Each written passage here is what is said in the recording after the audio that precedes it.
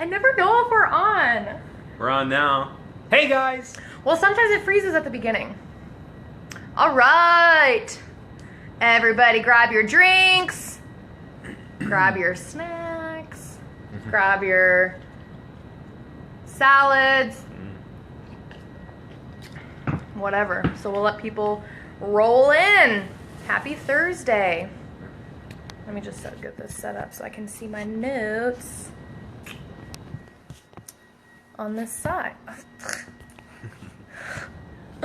Oh! Sorry. We have a makeshift thing here. So if you are, do you want to make sure, oh, Jeffrey's here. Hi, Jeffrey. Hey, oh, we got Jeffrey. 2 viewers. I think we're in the right spot. Mm-hmm. Allison's here. Jeffrey's here. We'll give a couple, a minute or so to let people roll in, and then we'll get to Q&A Thursdays.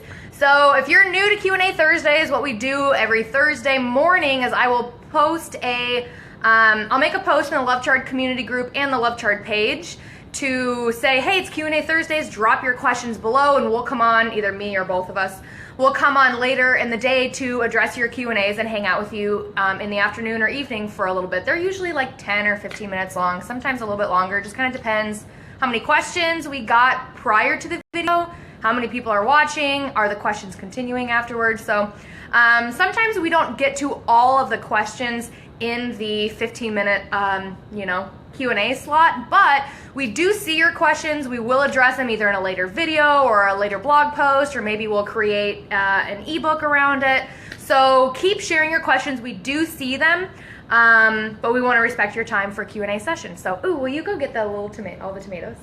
Yes, I They're will. on the Holly counter. just entered. Hi, Holly. Holla. Holla, Holly's here. So it's been really windy here today and yesterday and raining and stuff. We're in Kansas City. And our tomato plant, we have one tomato plant. Her name's Millicent. She's on our deck. She fell over. She did. She cracked, like completely snapped off. So what we got is just these little ones. They're so small. Look at this one. They're so cute. Look at how tiny this is. I'm gonna eat it. It's gonna be delicious. It's gonna be the best dime-sized tomato I've ever seen. It's like smaller than a gumball. But we got a few. So I don't know. Maybe we'll make. I don't know what we'll make. But salad with them.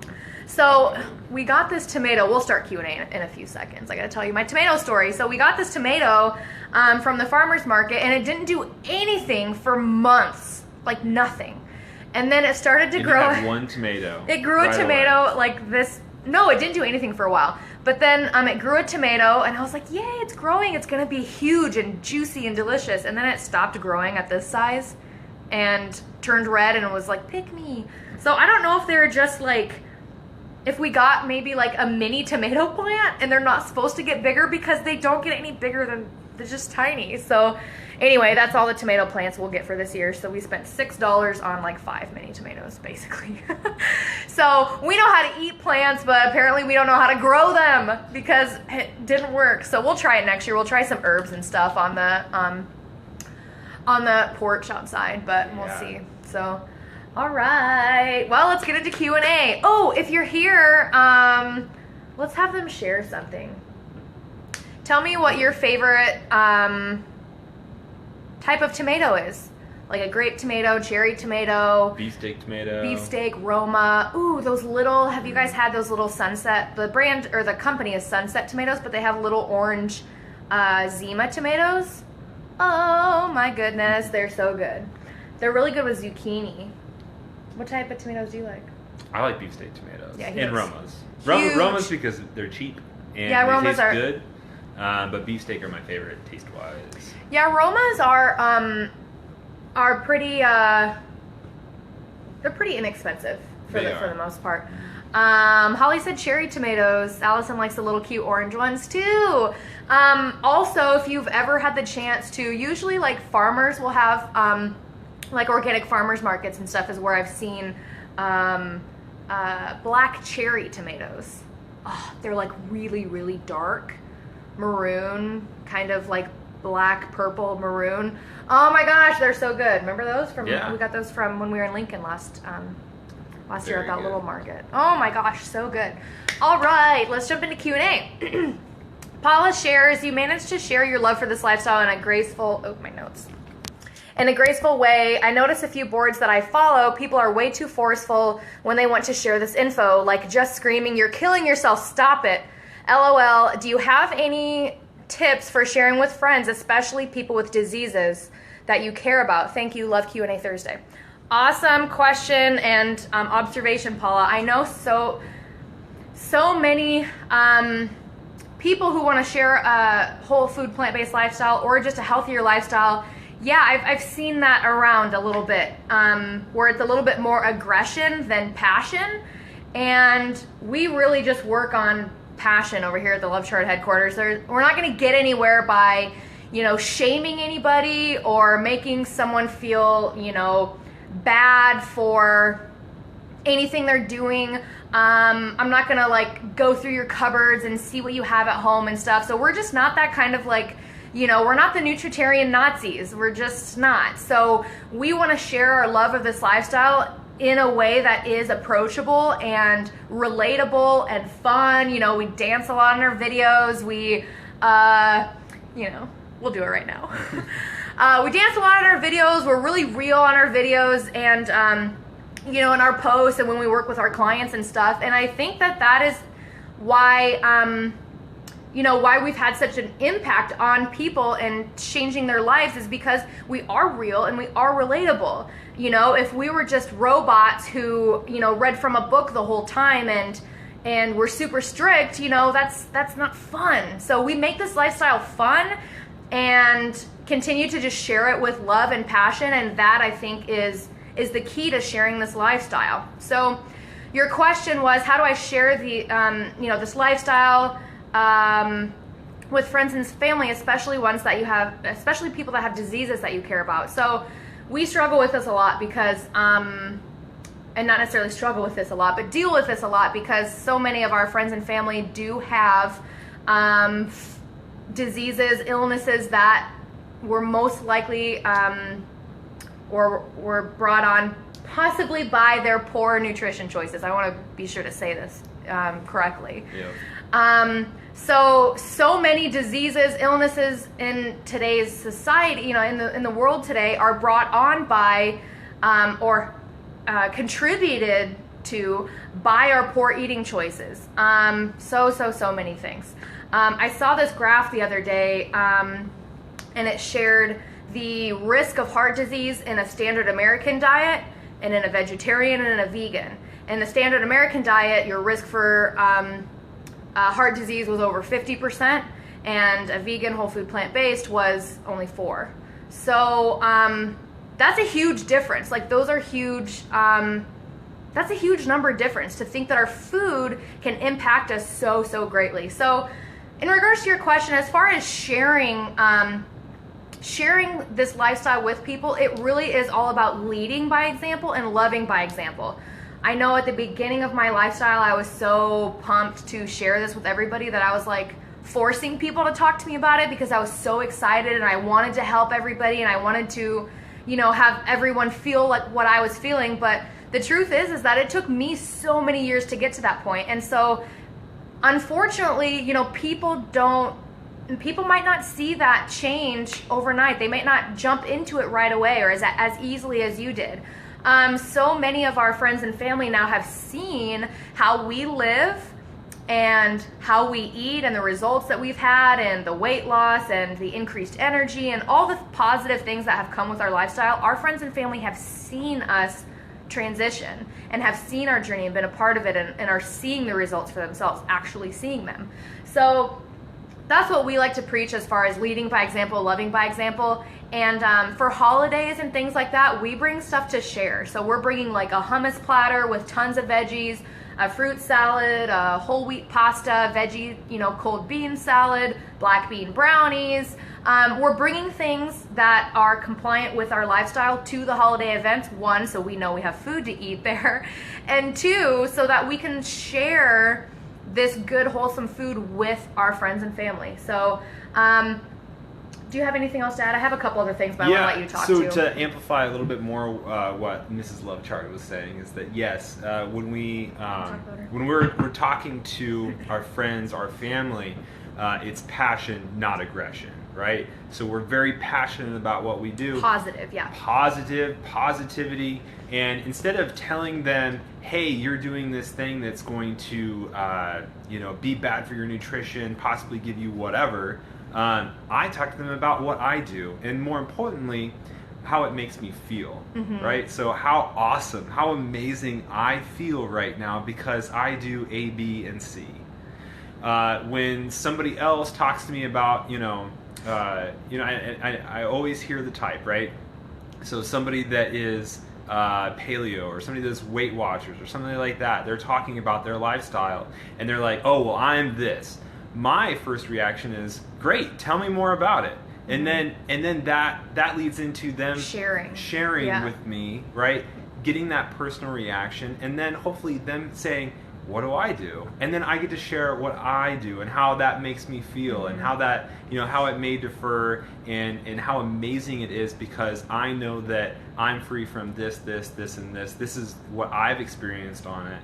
And my hope is always that maybe I've experienced more than what they have and they get excited about this lifestyle. So maybe want to change. Or make some changes, yeah. I was just talking to one of my clients earlier, Allison, about this too, is that every time I like thrift stores, I go to Goodwill, Salvation Army's, garage sales, like all kinds of stuff all the time. And I see books everywhere about this lifestyle. So I've seen many Eat to Live books. I buy them every single time. They're usually like 99 cents or $1.99 or whatever. I see, Prevent and Reverse Heart Disease by the Esselstyns. I see the China Study. I see all these books that are great for this lifestyle, and so I buy them, and then when the opportunity presents itself of someone who is showing interest or wanting more information, then I can insert and say, you know what, I have an extra copy of Eat to Live or The End of Dieting or Prevent and Reverse Heart Disease or The End of Diabetes, right? I have an extra book. Why don't I just give it to you next time, and you can take a look and kind of see what I do, and Very powerful. And it would help you. So I've done that, I don't know, probably 20 times in the last 2 years. And sometimes, and it's something that we expect, we know it's going to happen, and it's happened many times before, that person just takes that book and throws it in the pile and never touches it. But it's that cultivating that relationship, and it's that possibility of them actually reading it and putting those tips to good use and changing their lifestyle for the better. And it's also a really easy in for you to talk about in 6 months. The next time you talk to him, you say, Yep. hey, did you read that book that I sent you? Oh. Or not even that, no. but hey, I was reading in that book, the one that I, gave you 6 months ago or whatever, and I found something really interesting that I thought you might like. So even if they haven't read it, they can kind of start to see, well, first off, they get reminded to read it if they did put it in their stack or whatever. But they can also see your genuine interest in sharing with them about what you learned that you think may benefit them.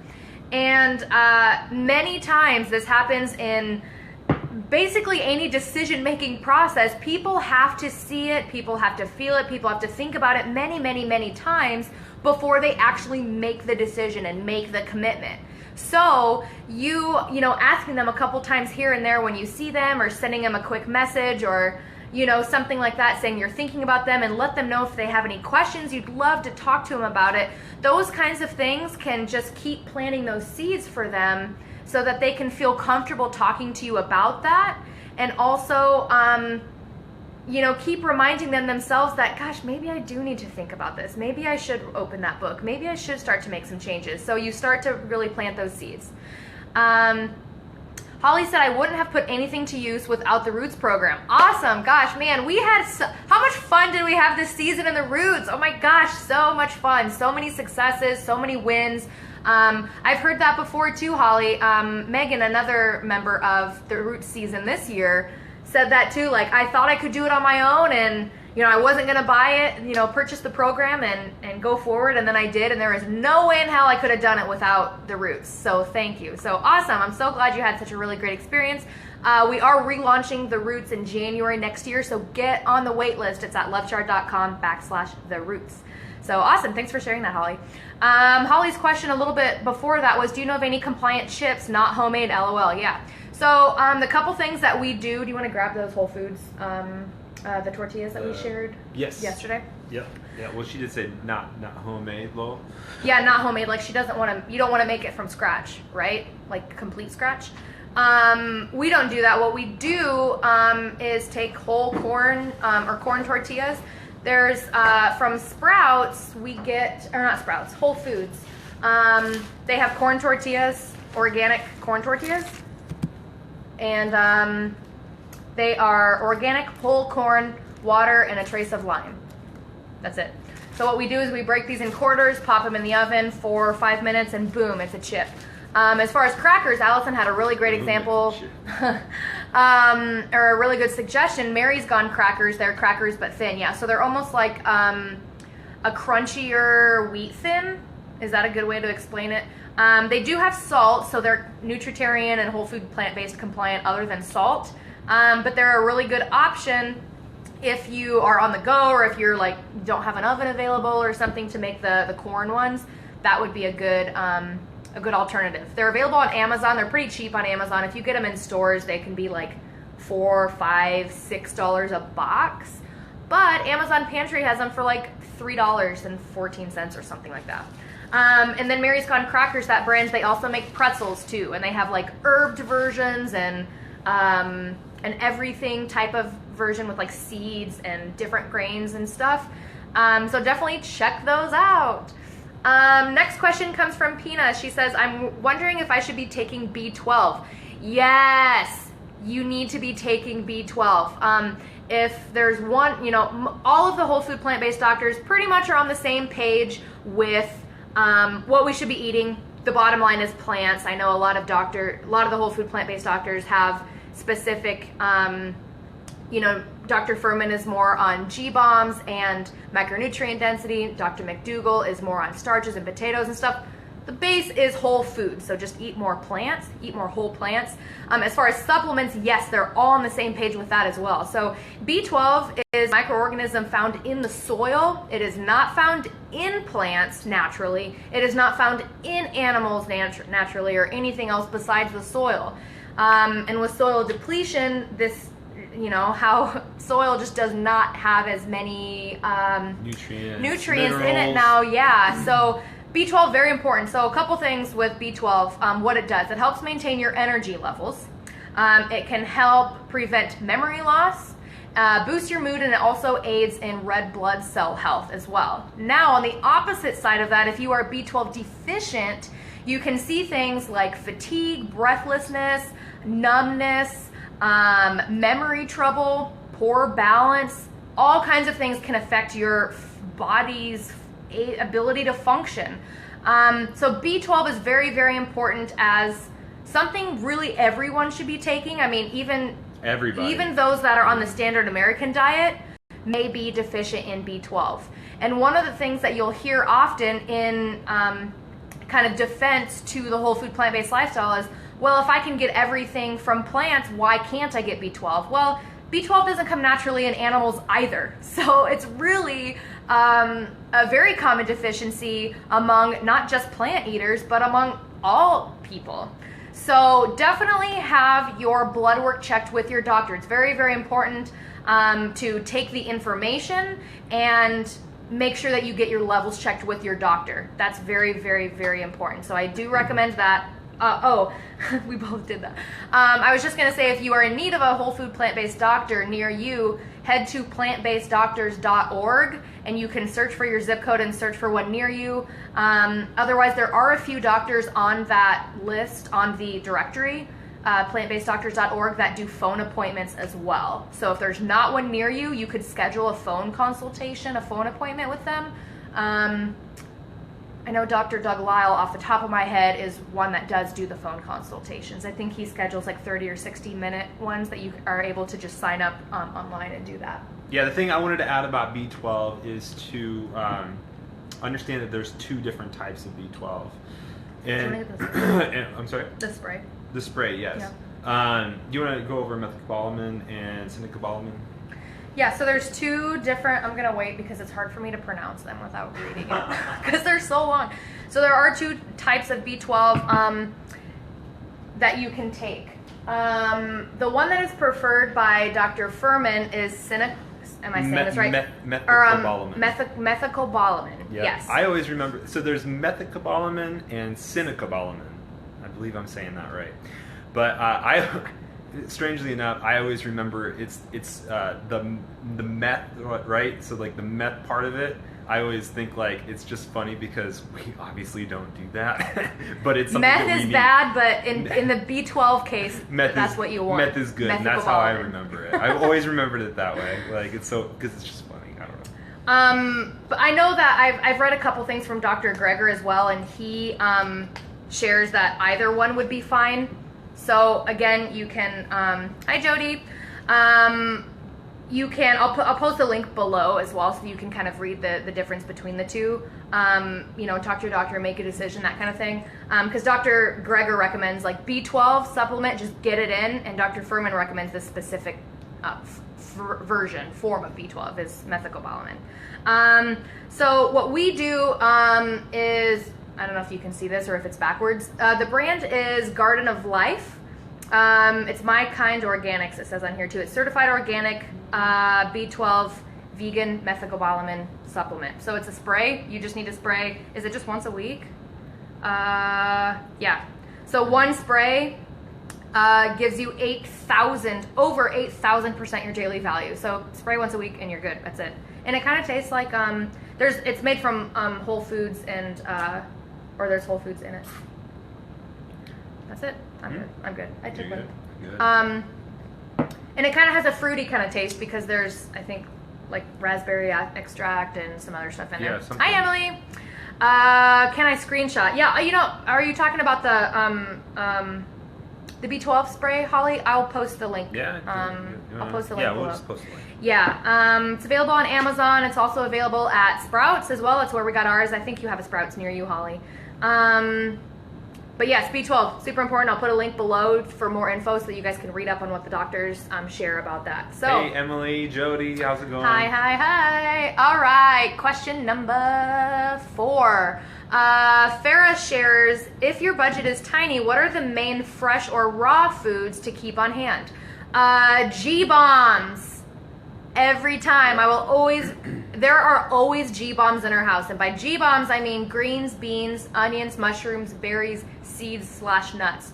Some form of those are always in our house. So when we think of greens, literally any green, romaine, spinach, kale, Swiss chard, anything from the G category, mustard greens, collard greens, tons of greens that you can have. Rotate them out. Buy the ones that are on sale this week. Buy the ones that are on sale next week. And beans too, beans and lentils. There are so many different kinds of beans and lentils out there, and yeah, buy the ones on sale. Buy in bulk if you have a bulk section in your grocery store. I'm gonna promo the Instapot here just because it's amazing, but we got the electronic pressure cooker, the Instapot, pretty recently. Well, not recently, I guess within the last 2 years. But that has saved us tons of time and money because we don't have to buy the cans. We just buy in bulk at very, very cheap prices. Monster bag for pennies. Yeah, like I can get a 6-pound bag of chickpeas for, $4 sometimes. Yeah, whereas like a couple years ago, we didn't want to buy that and then have to cook them on the stove. They don't turn out 100% right. They take like an hour and a half to do or we're buying whatever. A can for like $1 a piece and you only get a cup. So as far as a time saver, yes, we invested in the Instapot. Actually, we didn't. His mom bought it for us. But you have to, think of it as this. You're investing in the Instapot. You can get it on sale. They run sales all the time for like $79. So you're buying that initial investment, and then for the rest of your life, you're saving tons of money a month on beans because you have this pressure cooker, and you can buy in bulk at a much cheaper price. And they taste better. They are so delicious from the Instapot, and you can make tons of other things in there too. Soups and gravies and sweet potatoes and spaghetti squash, all kinds of stuff. So yes, Farrah, back to your question. If you don't have a big budget, what are the main fresh foods? It's going to be G-Bombs for me every time as far as suggesting something to always have on hand. They are cancer-fighting foods. They are life-promoting foods. They are anti-inflammatory. They are weight loss tools. I mean, G-Bombs are the center of the nutritarian, whole food, plant-based lifestyle, and you hear me say G-Bombs all the time. I need to get a shirt or something, you know. But that would be my suggestion. As far as fruit, so I know fruit's going to, especially berries and things, are not really going to be in season come the winter. So what we do is buy, like go to Costco or any really store and buy like the 3-pound bag of mixed berries, organic if you can, and do that and do your berries in the form of smoothies or thaw them and mash them into, you know, your oatmeal, something like that. So that would be my suggestion as far as here comes the winter and things aren't as in season. You can do the same with spinach too, like a bag of organic frozen spinach. Add that to your smoothies, your soups, your stir fries, that kind of stuff. Okay, we got one more and then let's wrap it up. Oh wow, we talked for, or I talked for a while. Chatterbox. Sorry, I'm like, I just get on a roll. That's all right. I'll just go to the kitchen and get you stuff. Oh, yay, thanks. Emily said, how fast can you make beans in it? So if you soak them, which you should, soaked beans are anywhere from, in lentils too, I guess, anywhere from 10 to, if they're soaked, to 25 or so. If they're not soaked already and they're just straight dry, can be a little bit longer, like between 20 and 45. For chickpeas are a little bit longer. But the cool thing is you just press the button and then it just goes. Like you can go. I have forgotten about beans in the Instapot for hours. We can't recommend going to the grocery store and just leaving it on. Right, don't do that. I have done it. I'm not telling you to do it though. Yeah, I've done it. Then I open it up and it's all mush and I'm like, boom, hummus, done. Like I was gonna make soup with it or I was gonna have it in a bean salad, but now it's hummus because it's all mush. Hi, Kaylee. Callie said steel cut oats, 3 minutes in the Instapot. Yeah, oh, yeah, boom. super easy. Brown rice. I have forgotten about brown rice for hours in the Instapot. I opened it up, perfect. Boom. Seriously perfect if you have the water measurement right for rice. You can make soups in there. We never make soups in the Instapot. Yes, we do. You never make soups in the Instapot. I make soups in the Instapot. I've never made a soup in the Instapot. But I know you can. Yeah, you can. Oh, I made that one butternut squash, cilantro, tomato. The good thing about this is, the Instapot is, yeah, you can set it and forget it. Seriously. So. I like that. Yeah, set it and forget. I didn't come up with that. I wish I could take credit for that, but it was not me. So as far as like the soups Billy and Mays stuff, here. yeah, Billy Mays with all the infomercials. Yeah, so soups, I'm throwing things into the pot and I'm looking at all the items that I put in the Instapot and which one takes the longest to cook. And then I set it for that amount of time and then I walk away. And yeah, it might be like a porridge at the end of it, but at the end of the day, it's a big bowl of plants. I mean, you can time it and take off the lid and add more things and stuff too, but if I'm making like chilies or creamed soups or like porridges type, that kind of stuff, I just put it all in and press a button and go play with my cat. You know, go to the lake, get some work done, read a book. Or help you guys out.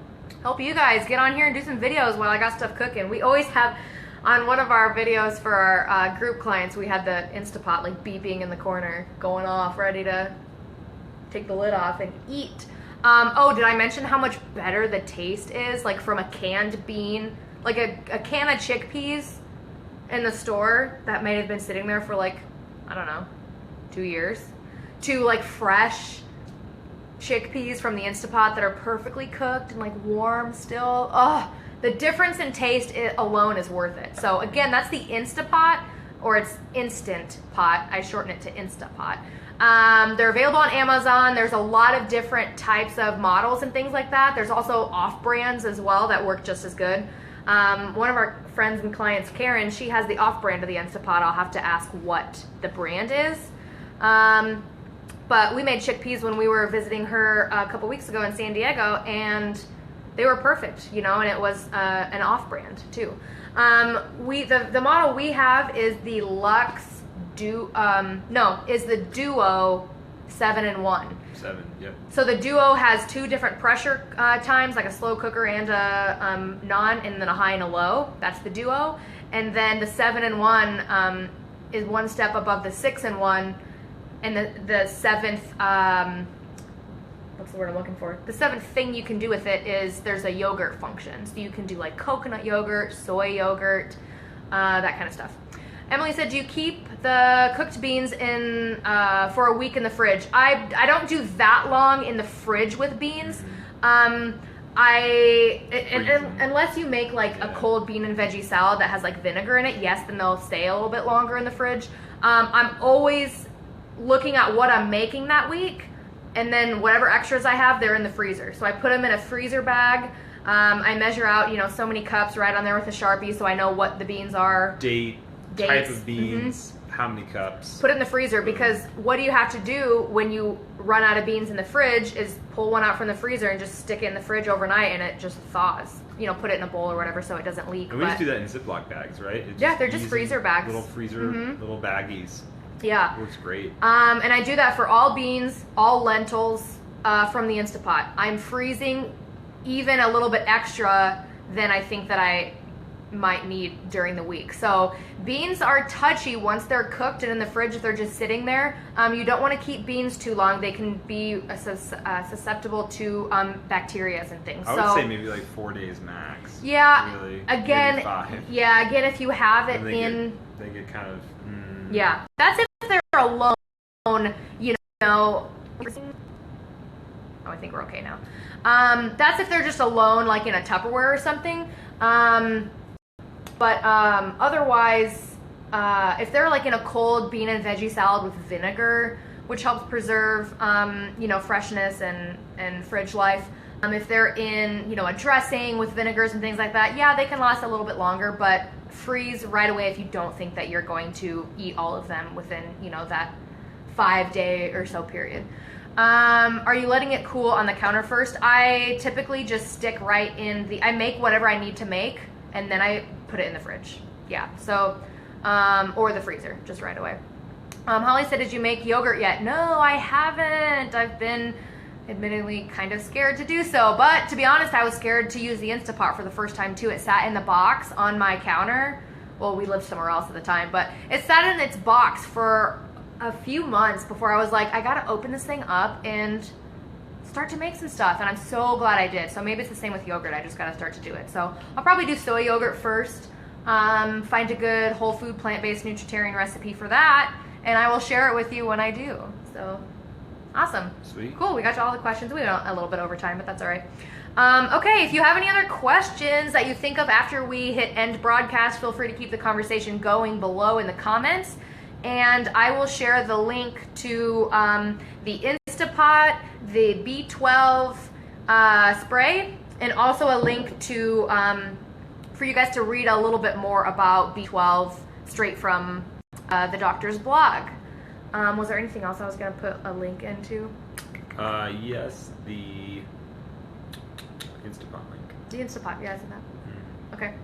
All right, guys, have a good Thursday. We are going to work the rest of the day and have something great for supper. I don't know what. For dinner, whatever you call it at the end. Yeah. Maybe you'll make me some. I'm going to make all of the salad. Yeah, probably a What salad. way to do. You had a salad earlier. I actually haven't had anything to eat today yet. I've just been drinking my tea and wasn't really hungry. We watched a movie last night, or a TV show, I guess, and so we ate a little bit later, and so I haven't been hungry today, so I'm just waiting for true hunger to hit, and then, yeah, probably have a salad, so awesome. All right, we'll see you next Thursday here. Make sure that you watch out for that Q&A Thursday post in the mornings, and so you can share your questions so we can be sure to get to them on the video in the afternoon or evening for Thursday. So we'll see you here for next Thursday. I'll pop in and do a video, I'm sure, 1 or 2 in between time as well. Oh, and then also I'll share the link to the Roots below too. Holly was talking about that earlier, saying that she wouldn't have made the changes that she did without the Roots program, and we are relaunching that January of this next year. So get on the wait list for that. It's at lovechart.com/theroots. Can't wait to have you, and we will see you guys in the group. Bye. Bye.